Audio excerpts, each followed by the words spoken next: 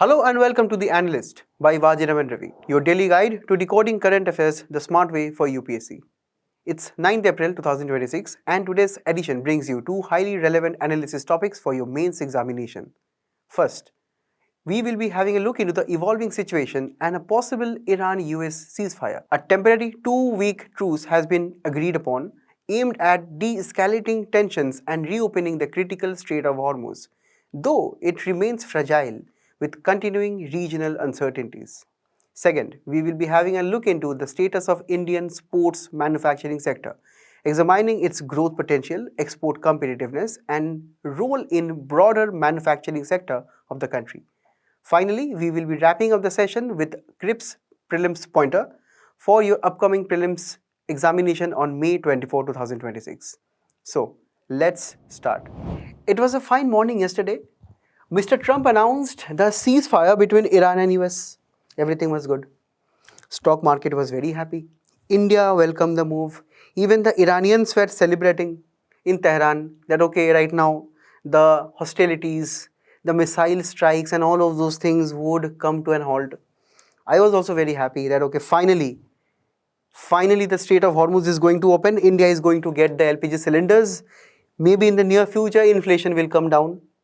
But what happened again today in the morning? We are hearing that the ceasefire is again in trouble. And as of now when I'm speaking right now, there are recent exchanges, exchange of words between Iran and US that the ceasefire can be violated. So, in our lives, our elders and our parents used to tell us that nothing is forever. Everything is bound to change. Mr. Trump is making us realize even more. And that is also complicating your UPSC preparation. But don't worry, we will be keeping things simple. We will be trying to understand what is the larger implication of a possible ceasefire between these two particular stakeholders, also Israel, also Middle East, and finally within our own Indian interest. From the perspective of GS2 and GS3, we will be looking into a new Middle East region, which is actually where we have to focus on where do Washington, Tehran and Tel Aviv stand after this possible ceasefire. Now, we have been looking at this fighting which has been going on for the last 1.5 months almost. Now, we have to understand and try to summarize as to what were the main objectives US and Iran were fighting for. In fact, I will tell that they are still fighting now. We have to understand what of the both of the sides is still fighting for right now. All of those things started on February 28, as we all know.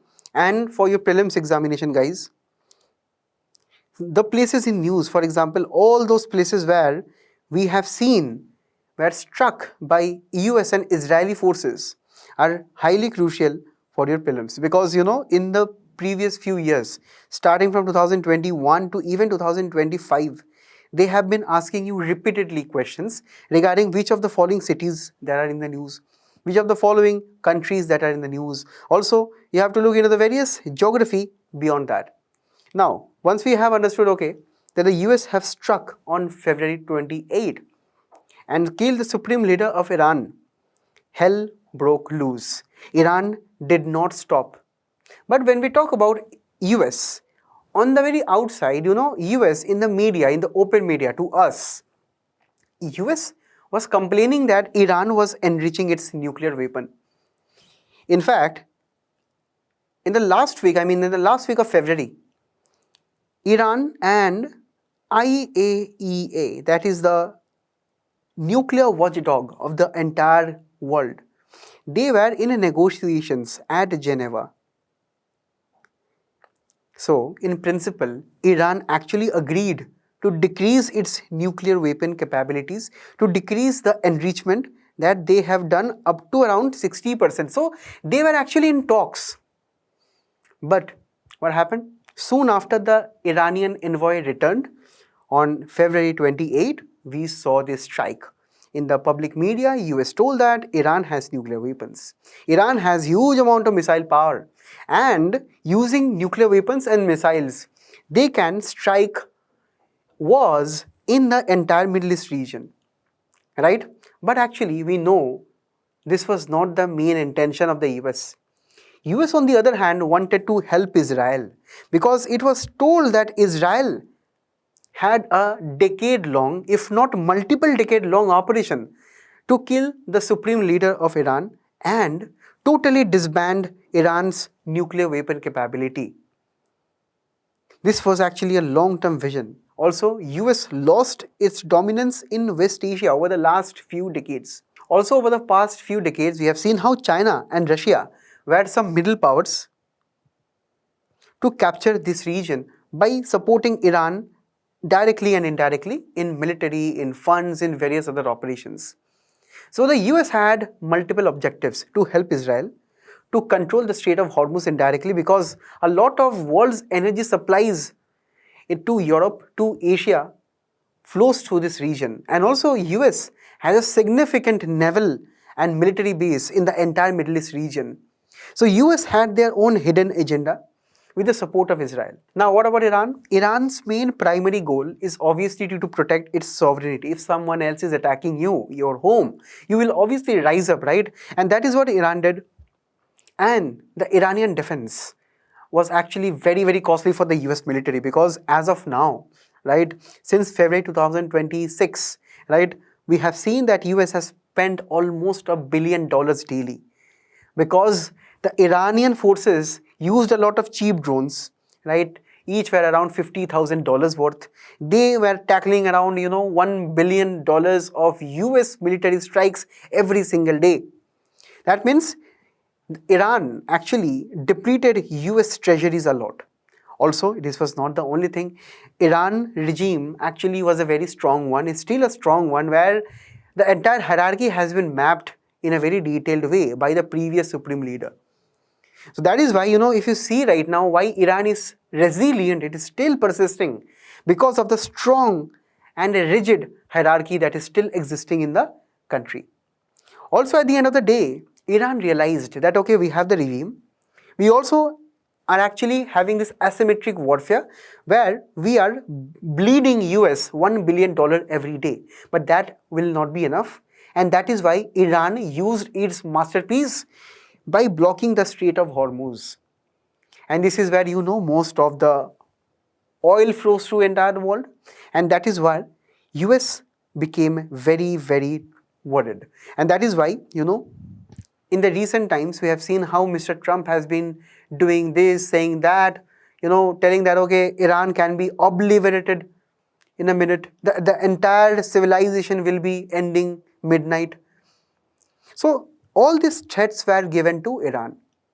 And that is where you have to understand, Iran did not listen to any of those threats. It always replied back, because they had their own long-term goals. Because throughout this entire conflict, if Iran has been surviving through this 3-step trap, then Iran could actually establish itself as a regional power. That power actually rose up to US pressure and have a dominance over Strait of Hormuz. So this was actually an entire strategic operation which was also done by Iran. Now, if you can understand, guys, how this war was fought. This war was fought by US based on coercive diplomacy. Now, these kind of terms will be very important for your GS to answer, right? Because if you can use this kind of words which no one else will be using, you will be getting that extra mark. Now, coercive diplomacy means that diplomacy generally means, that diplomats, they go and talk over meetings, over dinners. Sometimes also they have some strict objectives to achieve. But coercive, whenever we use the word coercive, these become a negative thing, because here, for example, US has been using strikes, missiles, weapons, fighter jets, all of those things to showcase the great US power. So that is what we mean by diplomacy by force. That is coercive diplomacy, right? So US thought that it can use these kind of weapons, these kind of jets, which were all kind of tackled by Iran, to force them into negotiation. Also, the US troops avoided direct ground invasion. Why? Because they did not want to actually go the Iraq way. In Iraq, US had a lot of, martyrs of the various amount of armed forces that went there. A lot of US soldiers were killed. And that is why, locally, I mean, in the US, there were a lot of anger against the then US government. So Mr. Trump wanted to avoid this. Also, you have seen recently that F-15E fighter jet pilot was evacuated in a very secret way. So that was also one of the main US policies, that they would not leave any one American man behind during any kind of conflict. So they wanted to avoid this kind of ground invasion, and they used these kind of strikes to do some coercive diplomacy, which totally failed. Because those $50,000 cheap Shahid drones and various other Israeli and various other Iranian defense totally rendered those US military attacks useless. And in the meantime, they also capitalized on the Strait of Hormuz.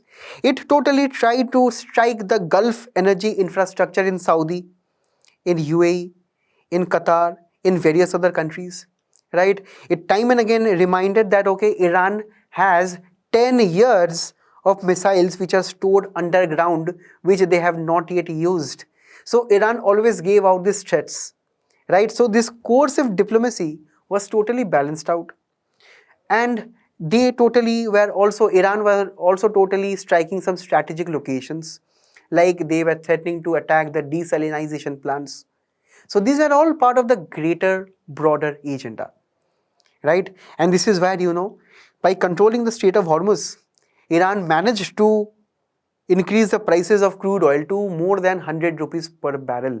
In the previous analyst discussion, we have seen critically how even if we cross $100 per barrel, it can have a severe impact on inflation, current account deficit of our country, which can later affect and impact our GDP and lower it also.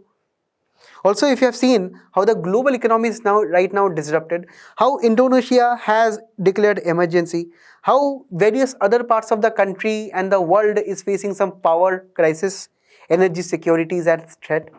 At the end of the day, US allies also did not support US. Why?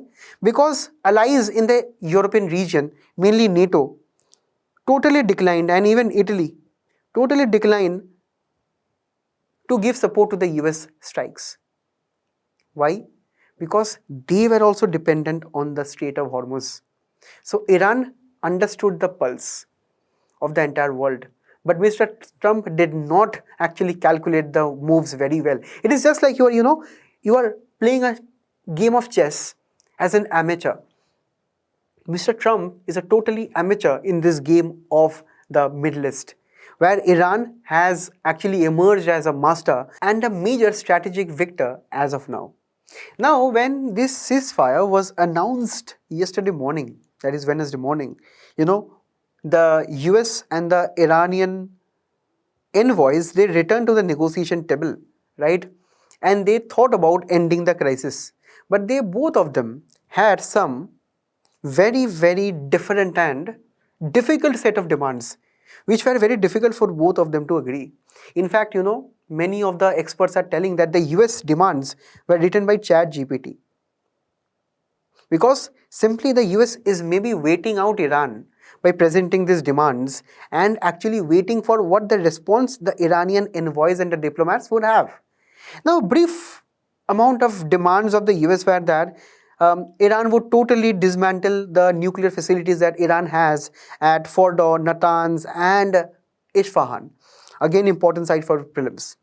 Also, US wants right now that the Iranian country would never have any nuclear weapon, and all of the nuclear facilities, including the civilian power plants, should be open to the international nuclear watchdog, that is the IAEA, who would be going on to inspect all of them and see if there are any centrifuges being used or any enrichment being done beyond 60%, which Iran has right now. Also, any kind of enriched uranium should be handed over. Ballistic missile program, those underground cities of missiles should be totally dismantled. Also, Strait of Hormuz should be reopened.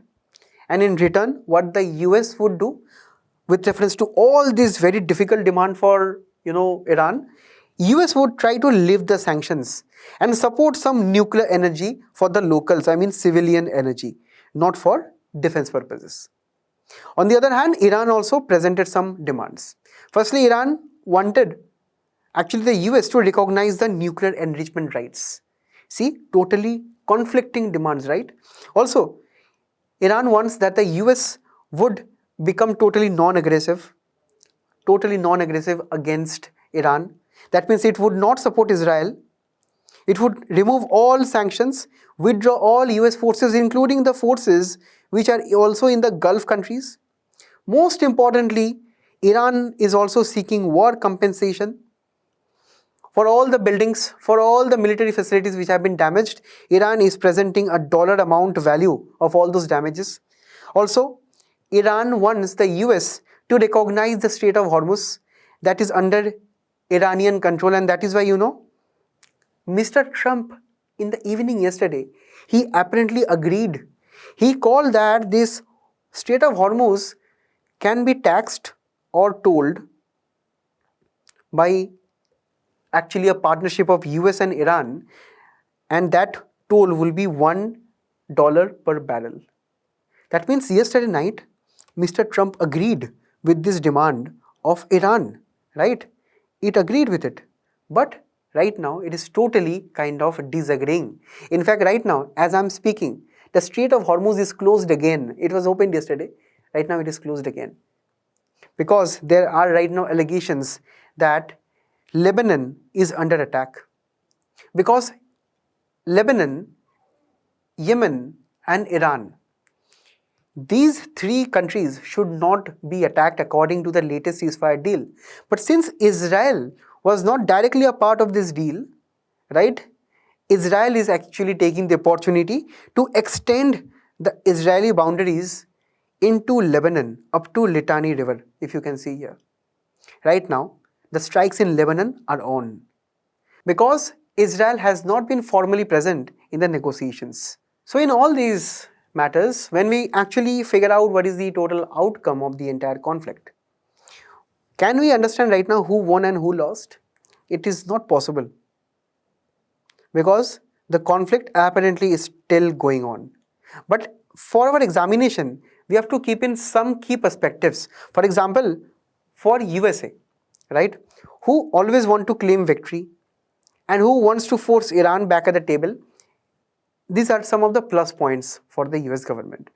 But at the end of the day, the very objective of Israel and US was to topple the regime by killing the supreme leader of Iran.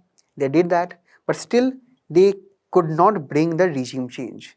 And the war is going on right now, costing around $1 billion for the US. And that is why the US has fallen into a commitment trap, a commitment that it had made to Israel. Because they are playing a dangerous chess game without any end game, right?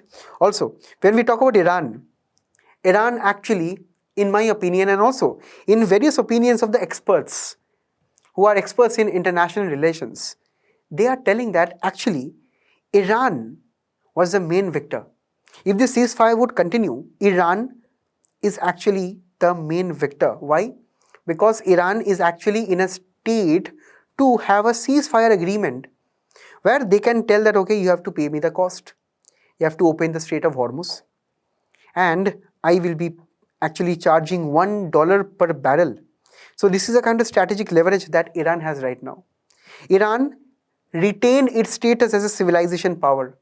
It did not collapse like Venezuela. Also, the Middle Eastern crisis and all the Middle Eastern countries there saw that Iran emerged as a mini regional power, right?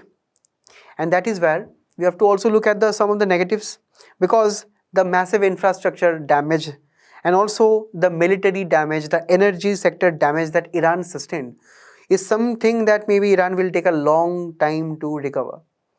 Also, if you look at Israel actually struck the Iranian leadership and kill the supreme leader. So this is maybe one victory for them, if at all they call it victory, but they were excluded from the ceasefire terms. And also, Iran can strike back at Israel. And yesterday night only, Iran released a statement that it would attack Tel Aviv if at all any of the terms of the ceasefire is broken.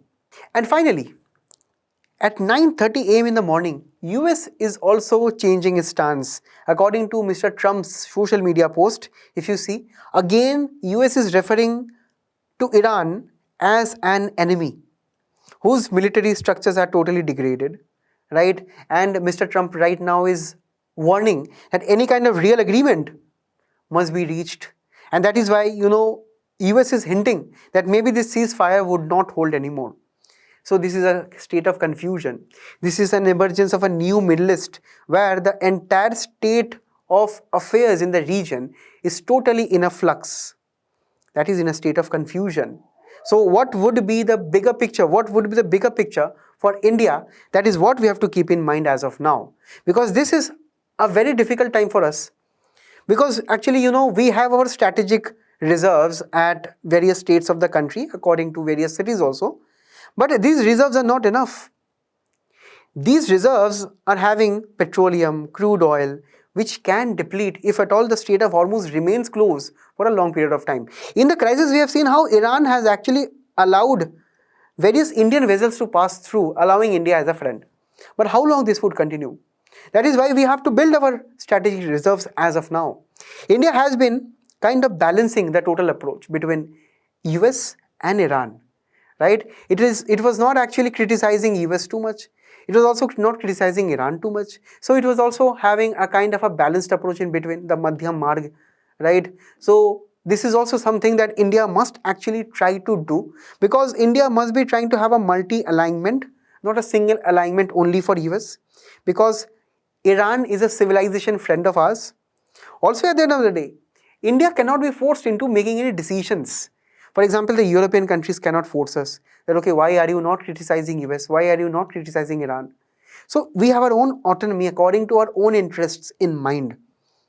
But at the end of the day, we have to understand that our interests are also hurt, because 2025 was a year when so many economists were telling that it was the Goldilocks era. Goldilocks era means that everything was good in the economy. Inflation was low. Our fiscal deficit was actually coming down. GDP was actually very well projected according to even very big international institutions, multilateral banks such as World Bank, IMF. They project that India would grow to more than 6 to 7% GDP annually in 2026, that is this year. But it seems very difficult as of now, because the rupee is depreciating and it is hurting the economy. It is also leading to a lot of prices in the domestic country to increase, because simply the crude oil price increase, LPG cylinder price increases.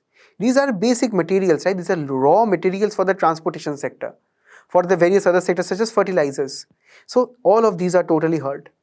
Also, we have recently seen that how the war reached our boundaries, that is the Indian Ocean region, when the US actually struck the Iranian ship Dana. All of you remember, na? In the comments, you let me know, please, where this was taken place, and also where was the exercise where Iranian ship Dana participated in. At the end of the day, we also have so many regional connectivity with Iran. All of those are at risk. The Chabahar Port project, the INSTC corridor that also linked Chabahar Port to the Central Asian region to Europe. That project is also hurt right now. Also, the diaspora who are stuck in Iran, who are also stuck in the Middle Eastern region. They cannot send back money. They have lost their jobs. And that is what is also hurting the remittances transferred to India. That can have a direct impact on our GDP spending, right? And at the end of the day, we also have various fishing communities, seafarers, who are actually having a high level of risk to their livelihoods. And this is why we have to have naval modernization, high security presence, improve technology. For example, we have to speed up the Project 75I and boost the anti-submarine warfare capabilities of our country. So this was actually what we have to keep in mind regarding the ceasefire right now. Most possibly, the ceasefire agreement would be brokered in a very short period of time. If not days, maybe within weeks, the ceasefire would come into picture. And then it would be the real beginning of the negotiations. Why do you think that is? You let me know in the comments below. We'll now move on to the next article. So guys, in this article from the Hindu, we are going to have a look into why India should be increasing its presence in sports manufacturing business. Because recently, a report by Niti Aayog and Foundation for Economic Development by the name of Realizing the Export Potential of Sports Equipment Manufacturing Market in India is trying to advocate why India should be right now present globally. Because even China and Pakistan is having a huge global presence in sports marketing and equipments marketing. So that is where, from the perspective of GS2 and GS3, we have to look into the various government schemes and policies regarding the various MSMEs and industrial policy that we have to change with reference to becoming a leader in sports equipment. Because this is right now a hidden crisis. According to this Niti Aayog report, it is agreeing that okay, in India, there is a very big opportunity for us to be leaders. For example, in cricket, we are already global leaders, right? There is no competition when it comes to Indian cricket team. And also we have IPL. IPL generates a lot of revenue, right? And also it creates a lot of demand for sports equipments. Naturally, we would assume that all these equipments are coming from India itself, and that the local MSMEs, the local factories, the local karkhanas, they are getting the contracts in IPL. That we would naturally assume that. Also, some other glory events like at the Olympics, Neeraj Chopra won the gold medal. So we would assume that the javelins that he is using and the clothes that he is wearing right now, these are all Indian made. We would assume that. But if you see, look at the global market, $460 billion with reference to sports. Now, sports market can be of various things, right? Equipments, media rights, advertising, and all of these things. But when we only focus on equipment market, the global level is $50 billion, and India, how much we are contributing? Only 0.5%. So that is why this is a hidden crisis. Because if we have the largest population in the entire world, maybe also the largest country in the entire world by population who are playing sports actively, for them, we are not having enough manufacturing of sports equipments. Because if you can look into the current landscape of manufacturing, look at the various types of categories that we have for sports equipments: exercising, gymnastics, bicycles, cricket bats, nets, golf equipments, golf clubs, inflatable balls like footballs, basketball, right? Or various other kinds of sports equipments, if you can understand. India's export value is very, very less according to what is the global export value. Where if you see in almost all of the categories, our neighbors are there. China is there. Also, if you see, Pakistan is there in especially categories like football. Other countries like US is there, Taiwan, Germany, Hong Kong, Italy, Netherlands, Mexico. All of those countries are having, a share between the top global exporters, but India is lagging behind. That means India is actually dependent on various imports of sports equipments. And guys, sports equipment manufacturing creates a lot of jobs. Why?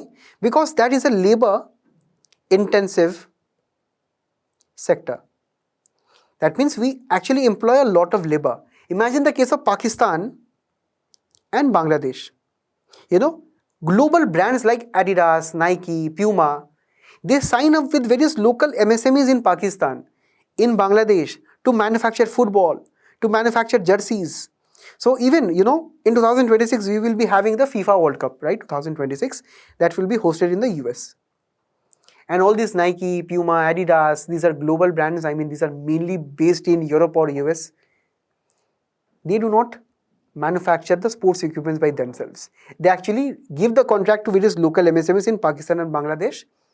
And since they produce, for example, if you take the case of Pakistan, in India, you manufacture a football with 100 rupees cost. The same can be manufactured in Pakistan with only 85 rupees. So there is a 15 rupees cost advantage, right? Pakistan has a 15 rupees cost advantage. So definitely Nike, Adidas, Puma will all go to those kind of MSMEs in Pakistan and Bangladesh. right? So this means that some of the clusters that we have in Jalandhar, Ludhiana, Delhi, Meerut and Mumbai and Pune, they are all falling short because they are highly limited in number. And that is why we are capturing only a very, very tiny fraction of the global market, where China is at 40% of the global market, even Pakistan 10%. So most of the Pakistan GDP also comes from sports equipment manufacturing, right? And in India, if you can understand, all these clusters, they have 80% output. That means that we do not have diversification of the global sports manufacturing hubs in India. We are talking about iPhone manufacturing. We are talking about various manufacturing of electronic sector. What about sports? Because we have the largest population in the entire world, we also have a lot of demand, na? Then why we are not creating that demand in the country itself? Why we are not catering to that in the country itself? Since you see, globally, we have a very low share with reference to exports, and we are majorly dependent on imports, right? So this is where you have to understand, as of now in India, our main product focus is mainly related to cricket, like balls and cricket gears or basic fitness equipment. But compared to China and Pakistan, they have moved beyond to high performance equipment such as carbon fiber, precision golf bats and various other advanced sportswear. So this means that we are actually lagging behind, even behind our neighbors. So what is the main structural problem here? What is the problem from the supply side? That is from the manufacturer side. Firstly, in sports, there is only not one kind of sports. There are so many kind of sports. And can you use the cricket balls in baseball? Can you use the football in basketball? No, right? So every sport have their own different requirement. So that what makes the business sometimes very costly and highly specialized. So one factory cannot tell that I manufacture both footballs and basketballs and also cricket balls. Since all of them are balls, but their main basic raw materials will be different, manufacturing will be different, plants will be different, machines will be different. Also, why manufacturers are having more cost in India?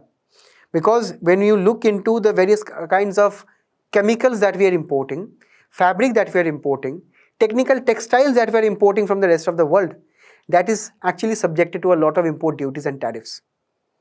Also, in the face of the US tariffs, we have more increased costs. Also, transportation is very, very weak. If you can understand, guys, na? See, except Mumbai, most of the hubs such as Jalandhar, Delhi, Meerut, Ludhiana, they are inland, right? And if you want to export the sports equipment, you want good connectivity to the ports. The nearest port is in Gujarat and Mumbai. So Delhi manufacturers of sports equipments, Ludhiana manufacturers of sports equipment have to pay a lot of high logistic costs. And that is where the small MSMEs lose out. Also, since they have high cost, they cannot grow in size. And if they remain small, they cannot offer bulk discounts to the various big manufacturers such as Nike, Adidas and Puma, right? Also, the certification is a nightmare. If you can look at it, FIFA, who actually regulates football internationally, has good amount of certification. That means if you are a sports equipment manufacturer and if you have designed yourself a ball, right, that would cost regarding admin cost, testing fee, licensing fee, royalties. So if you want to engineer one particular football, right, it will cost you how much? 27 lakh rupees per ball. What will be the same for various other kind of sports? See, right? Also, the various certification programs regarding sports equipments, they need you to actually keep some stocks with the testing centers, and that cost between 5 to 50 lakh. Sometimes for a small MSME, that is their entire annual profit. So this is very costly.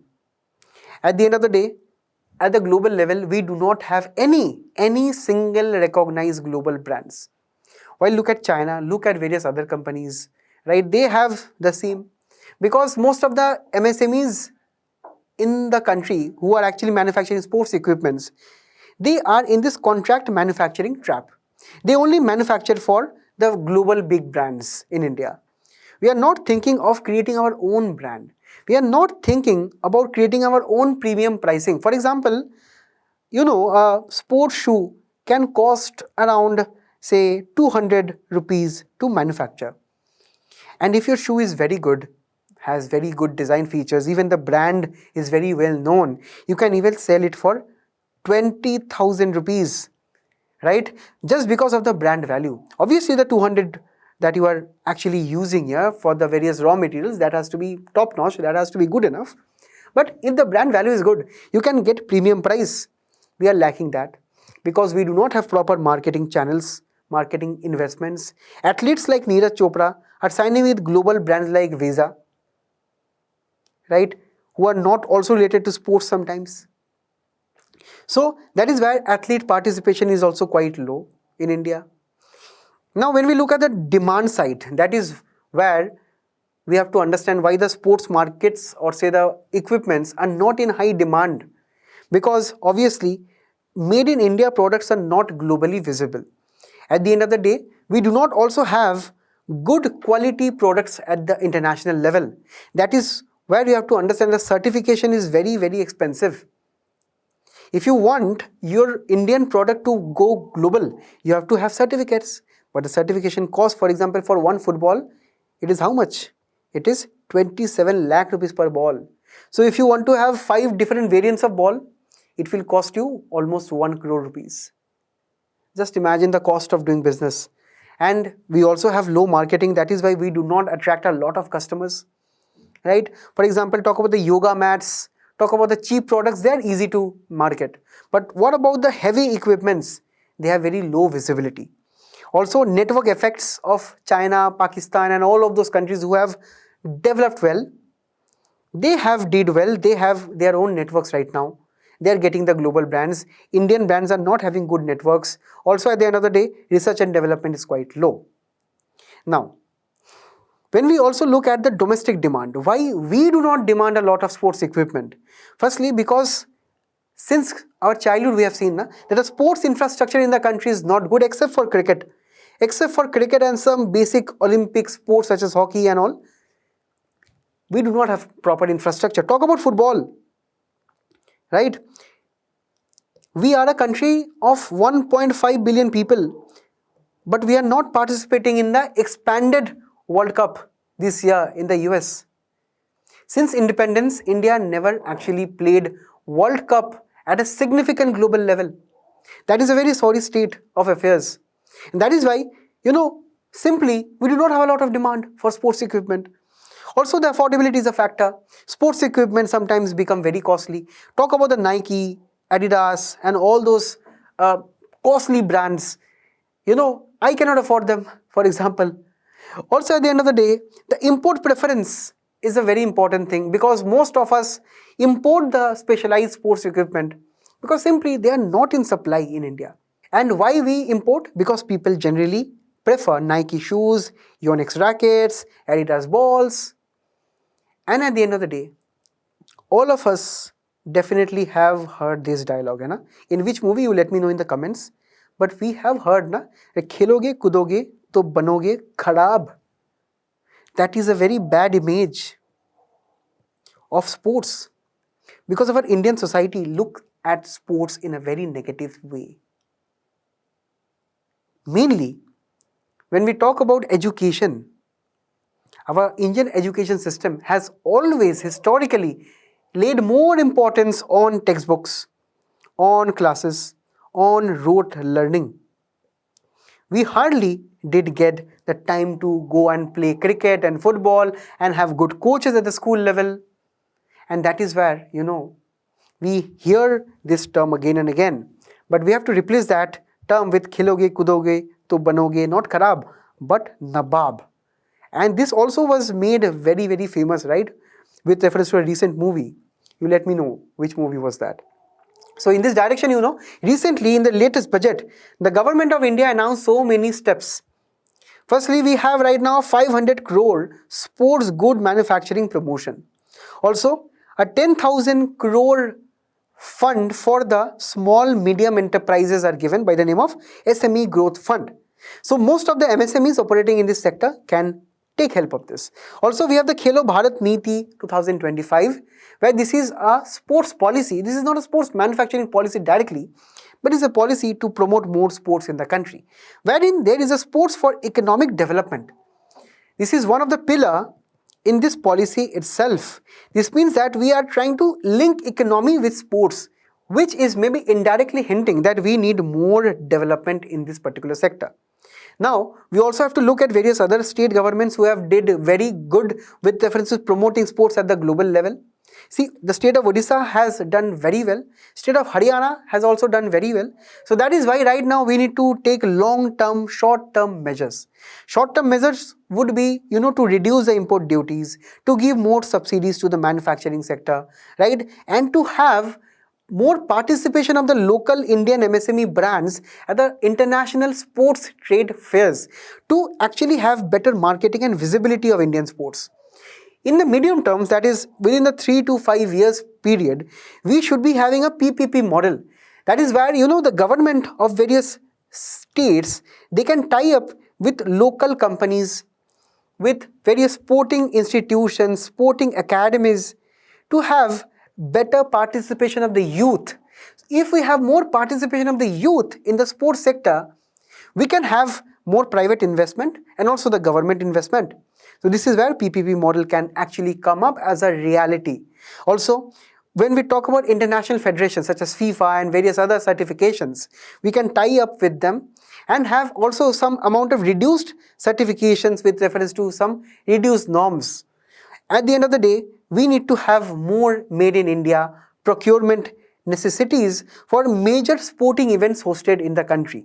For example, if I can show you that this is the total amount of future sporting events, major sporting events which can happen in India and also abroad.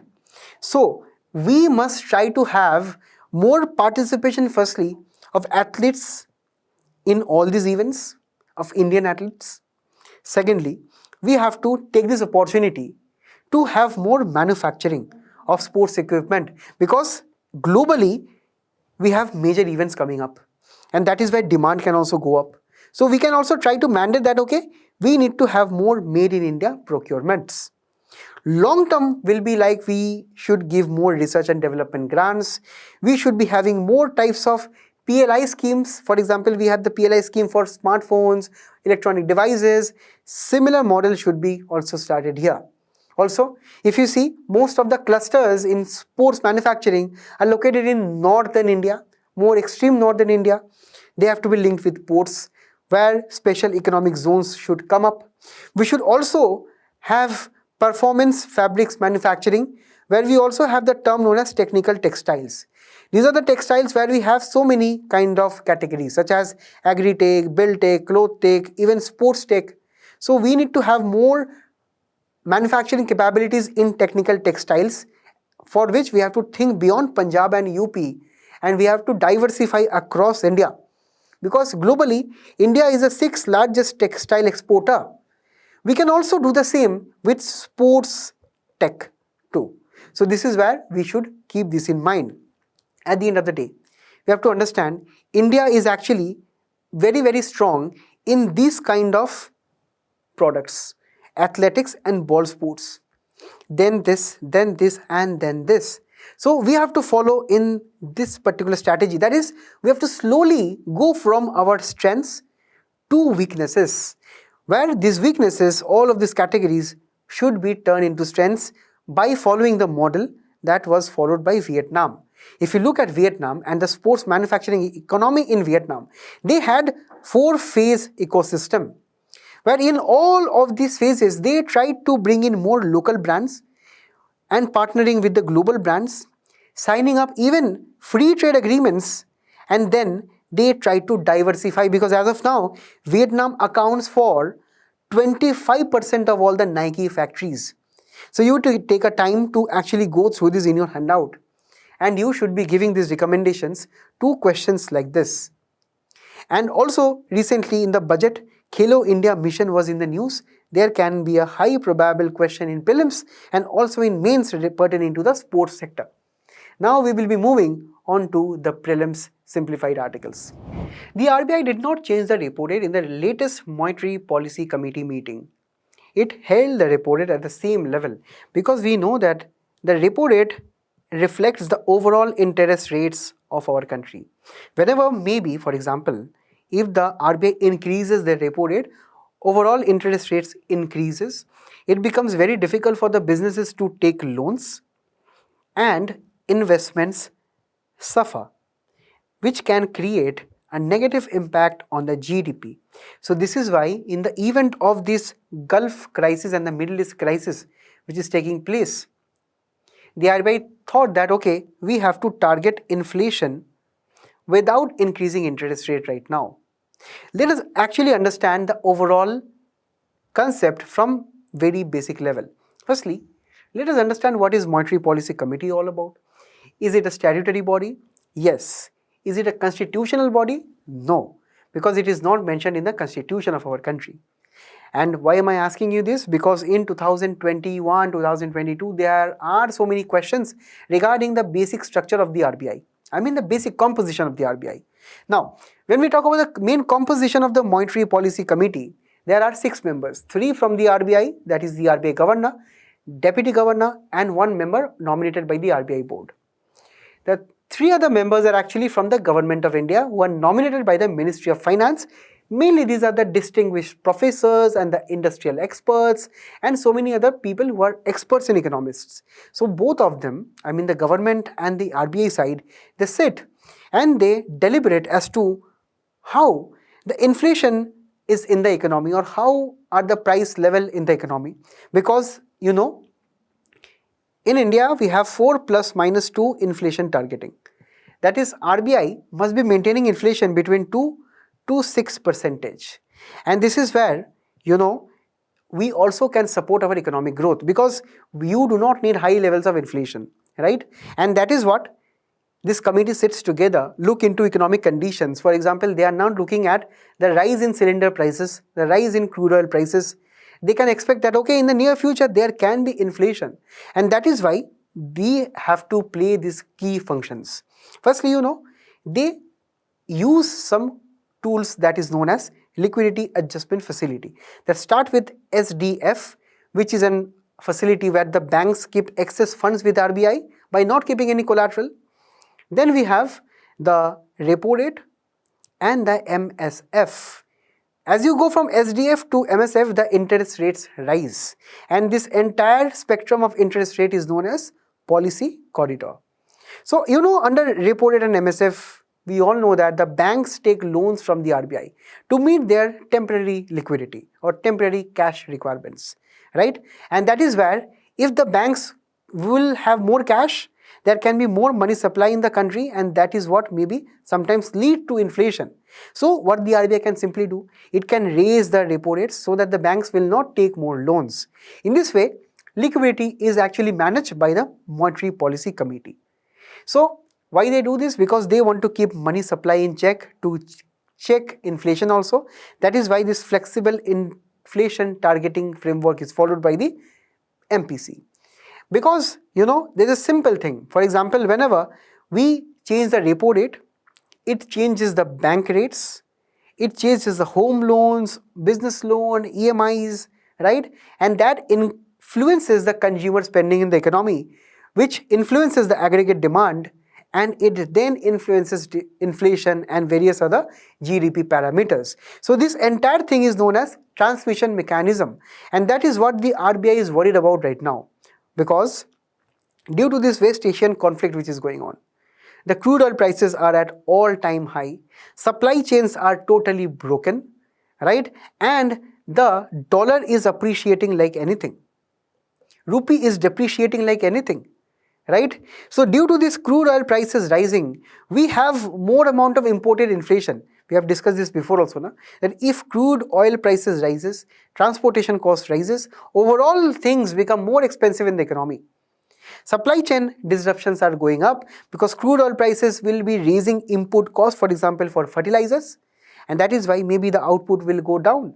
Also looking at currency appreciation of dollar will lead to simultaneous depreciation of rupee, and it will further lead to more costlier imports, costlier crude oil imports.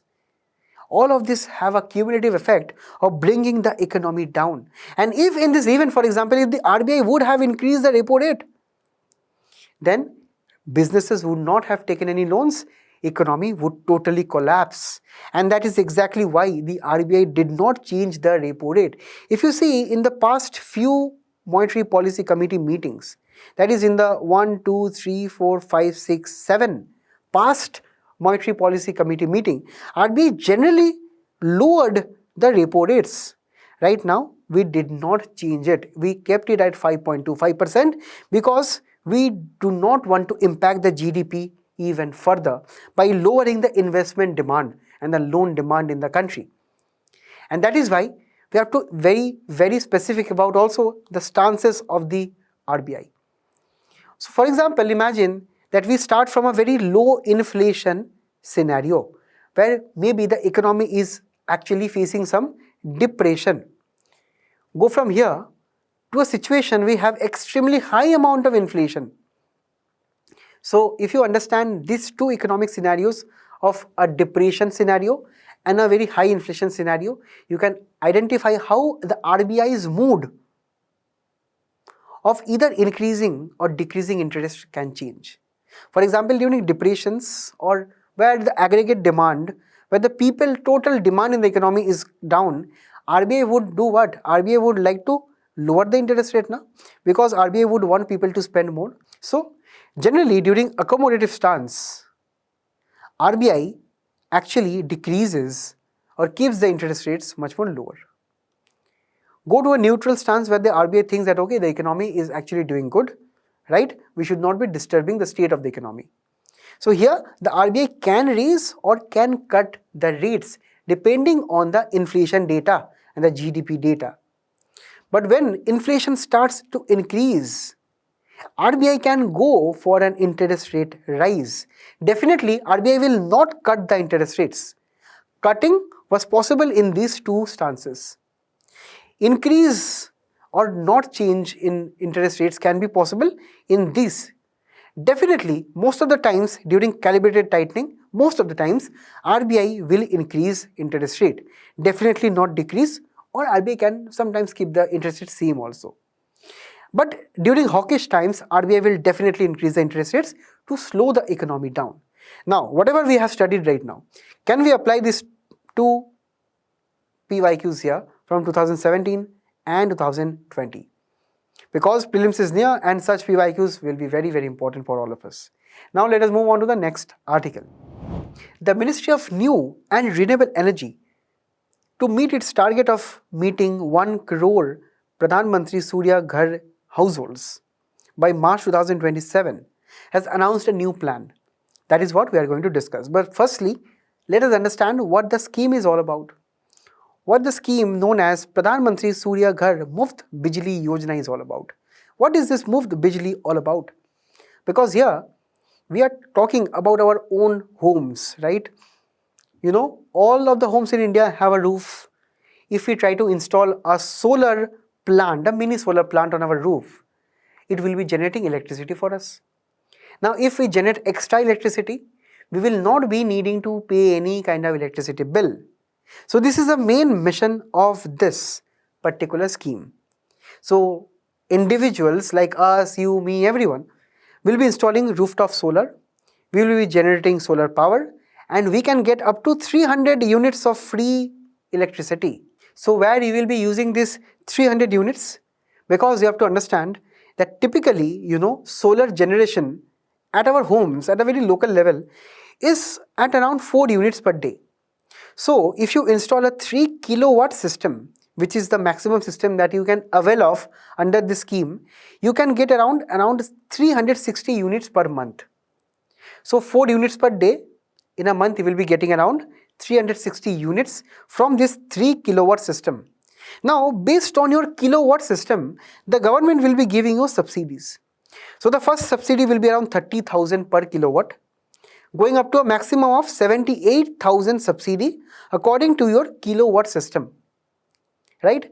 Now imagine that you have installed this, right? How you will be benefiting from this is, for example, if you want to install this 3 kilowatt solar rooftop in your home, you will have a cost of around 1.8 lakh rupees. Right, to build a solar plant and to build all of those batteries and everything, you need this cost. Now the government is giving a subsidy of how much? Around 80,000 rupees. And the rest amount also you can get at very cheap interest rates at around 7%. And that is also collateral free loan. The banks will not ask for any security. So what is the profit for you? Firstly, you are getting cheap loans. Secondly, you are getting 300 units almost totally free. If you generate some extra electricity, you can supply it to the electricity grid, the centralized electricity grid, and you can also get paid for that. And the total annual savings will be around 17 to 18,000 rupees.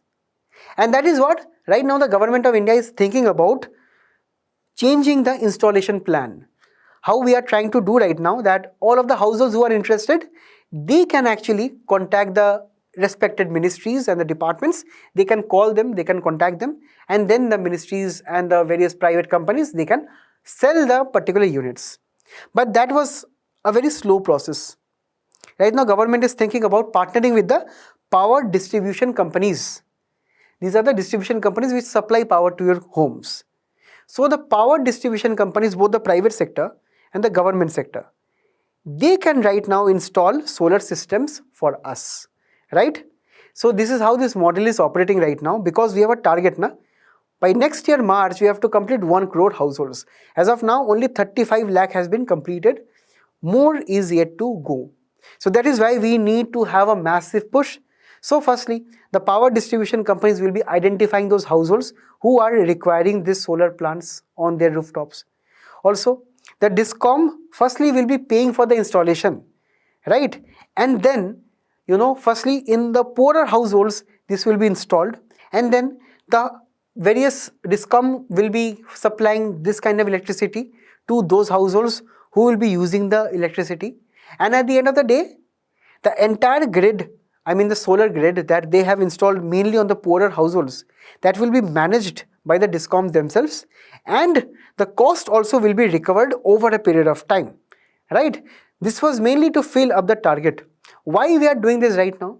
Because firstly, we have to understand that for some people, for some sections of the population, this is a very costly affair. So the DISCOMs are taking responsibility of that. Also, we have a lack of roof and various amount of infrastructure at household level. So we need to have that. At the end of the day, people are also not aware of this scheme, and sometimes they are not aware of which of the vendors are connecting this solar electricity. But most importantly, if you look at the Indian total energy capacity, in the past few years, the renewable energy capacity is increasing. But nearly 50% of the total power plants in India are non-fossil fuel based. Right? That is where we understand that mostly we are having green and renewable energy. But if you understand, this 50% renewable energy is only generating 25% of the actual electricity. That means we have a lot of less used capacity of solar, renewable energy, wind energy, and so on. That means that we have to increase the capacity in our country right now to improve the efficiency of the solar and the wind power, because solar and wind power can be intermittent, because mainly during the nights we cannot get solar energy. Mainly during non-monsoon season or say non-windy days, we will not get good amount of wind energy. So that is why we need to firstly expand the coverage. Then we will be improving the efficiency. This is the main thing about utility-led aggregation model. Now we'll be moving on to the next article. In a move that can surprise many, India withdrew from the climate summit in 2028, which India actually proposed to host. So let us understand this from the perspective of prelims examination firstly. That firstly, understand the rotation rule of the conference of parties. Whenever the conference of parties are actually hosted, the United Nations have 5 recognized regional groups. You have to keep this in mind for prelims. The African states, the Asia Pacific states, Eastern European states, Latin American, Caribbean states, and Western European and other states. India falls under the Pacific group. So this is where we understand that all of the future COP summits are based on this rotation. So one country would actually hold the presidency of one COP, then it would go on to the next group and to the next group and vice versa. Right? And that is where we have to start from 2023 December, when our Prime Minister announced at the Dubai summit that India would host the summit in 2028. In July 2025, MOEFCC dedicated a special step, right, for this particular candidacy. But right now, we are signing an withdrawal letter. For example, in the upcoming times, the COP30 at Brazil, COP31 will be taking place at Turkey, Australia. COP32 will be taking place at Ethiopia, and 33 will be taking place right now in South Korea, if it is going ahead with it, because it is the only country right now expressing interest in our Asia Pacific group. Right? And all these things, all these events are actually fixed 2 years in advance. So the latest summit, which actually took place in Brazil, and the next summit and the next summit after that will be rotating alongside here. But India actually updated its NDCs, nationally determined contributions. Now, nationally determined contributions are some national climate goals. For example, India has told that, okay, we will try to have 60% of our electricity from non-fossil fuel sources by 2035. So, isn't this a climate goal right now? It is. Also, India has told that we will be reducing our emission intensity of our GDP. So, this is a total amount of emissions according to your GDP that a country is actually emitting. So, we will be reducing it to 47%.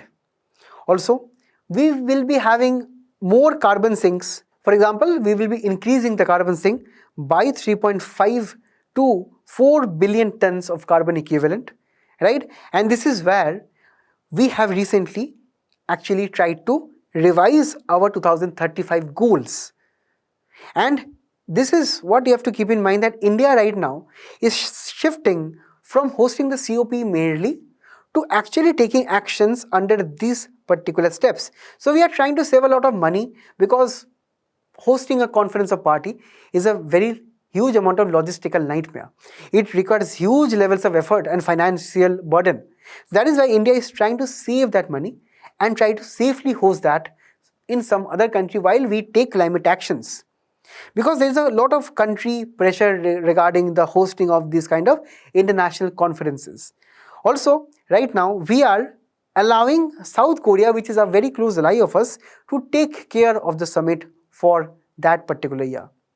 Now, in this article, there were two conventions which are mentioned, the Kyoto Protocol and Paris Agreement. Since these are highly important static information, we have to revise them right now. Firstly, you know that the Kyoto Protocol was actually created in 1997, and it was, one of the few legally binding agreements internationally to legally decrease the global greenhouse gas emissions. And originally, we had a target to reduce from 1990 levels to 5%, right? And only it required developed countries to provide funds and compensations, which made Kyoto Protocol one of the few agreements to have limits on the developed economies. That is the US and the Western European countries, which were historically responsible for majority of the pollutions internationally, right? And here targets were set, but time frame were not actually adhered to. And that is why slowly Kyoto Protocol actually withered away. It is no more in force right now, because withdrawal of major countries actually totally rendered it ineffective. Then we had the Paris Climate Agreement, which actually set a goal that we should not be increasing the global temperature by more than 1.5 degrees Celsius. Now, according to Climate Action Tracker, we see right now we are already at 1.3 degree warming in 2023 itself. So it will be becoming very, very difficult to adhere to the Paris Agreement goal, which is in any ways a non-legal binding agreement. But still, It has told that we cannot rise the global temperature to more than 1.5 degree above the pre-industrial revolution times, right? And in this spirit, the Paris Agreement asked all the countries globally who are signatories to it to frame nationally determined contributions, all these national goals, which India also recently revised, if you can see here.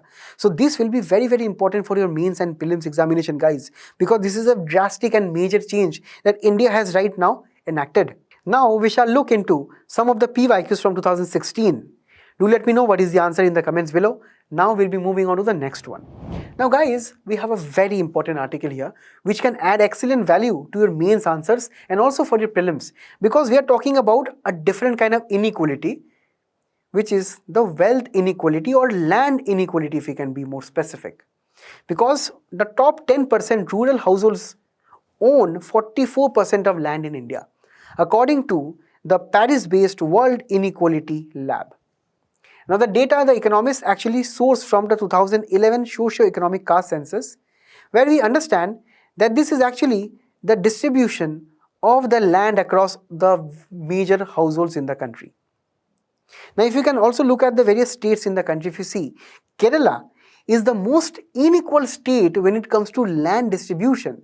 The least is Rajasthan, then we have Karnataka, Uttar Pradesh, Maharashtra and so on.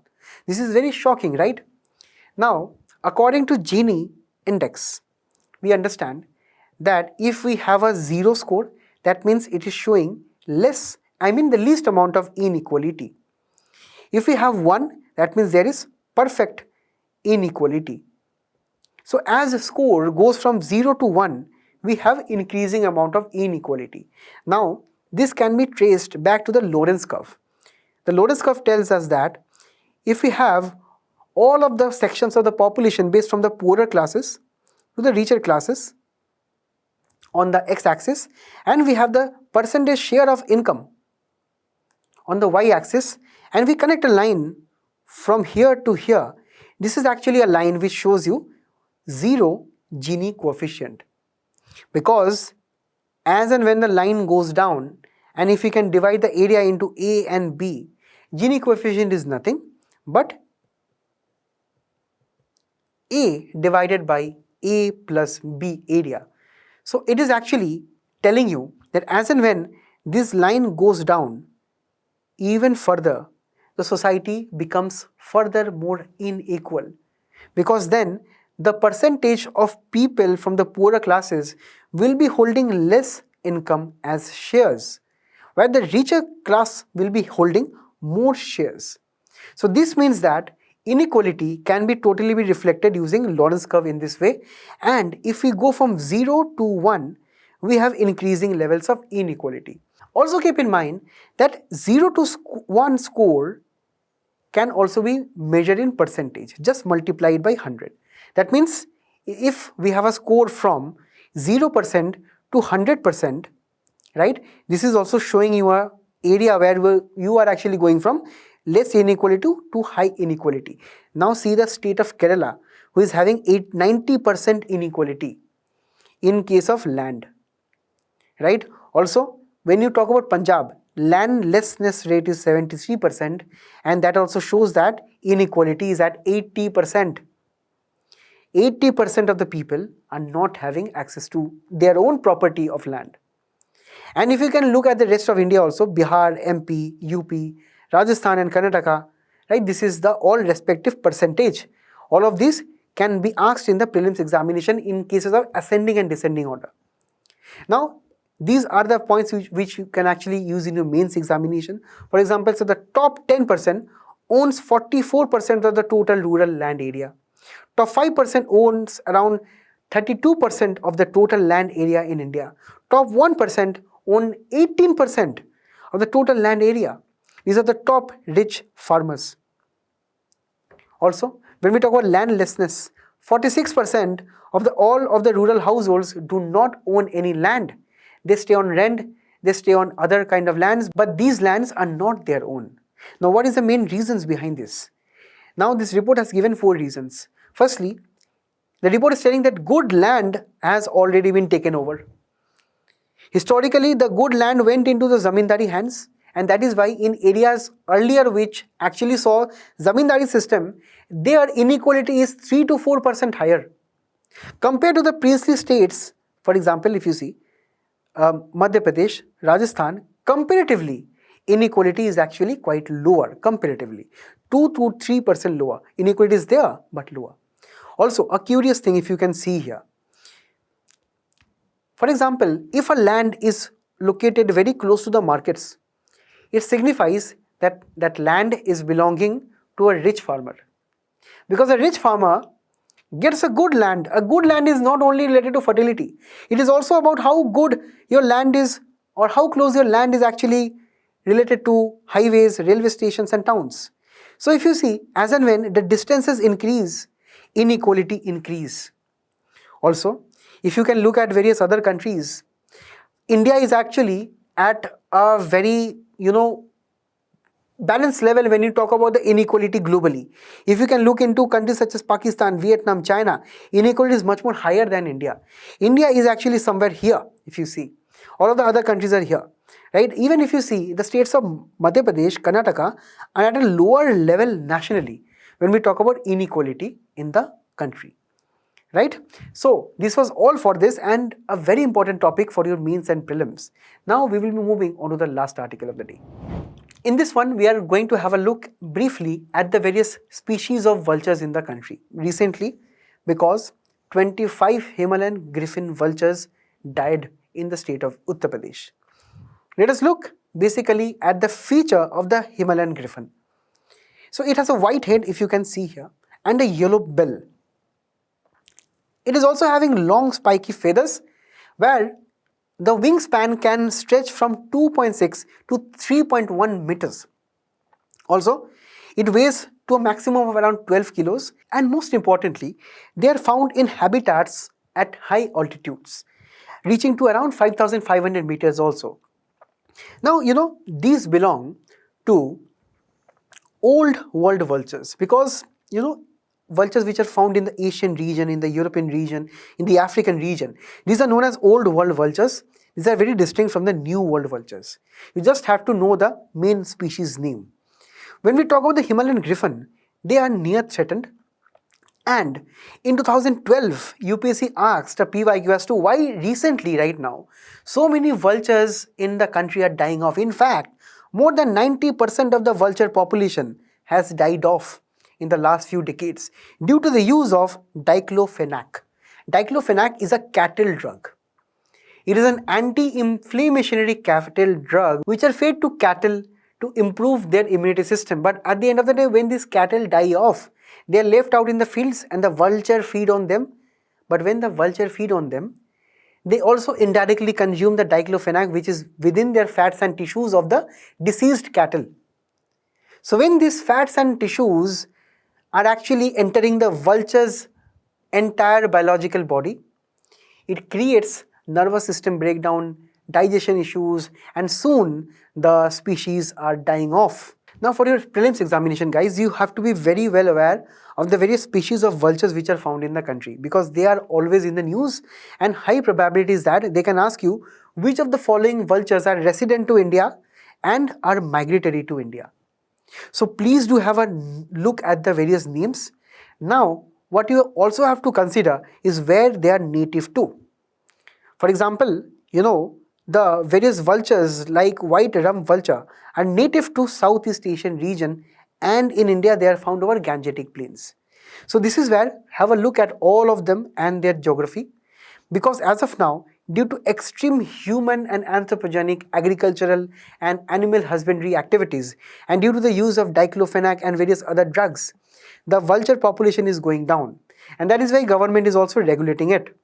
But when we talk about the most populated region with reference to vultures, that is in some few states of Madhya Pradesh, Maharashtra and Rajasthan. Mainly, they are found in Madhya Pradesh and Rajasthan, that is accounting for 63%. Out of this, 60% of these are actually nesting in the protected areas only. So that means in the common parlance, in the common skies and in our say normal urban areas and rural areas, we do not find vultures anymore. These are protected because of the use of these amount of medical drugs by the agricultural sector. So this was actually all that I needed to discuss with reference to the vultures. And I thank you all for being a very patient audience. Please do attempt the quiz which is following up. Until we meet again, all the best and best of luck. Thank you.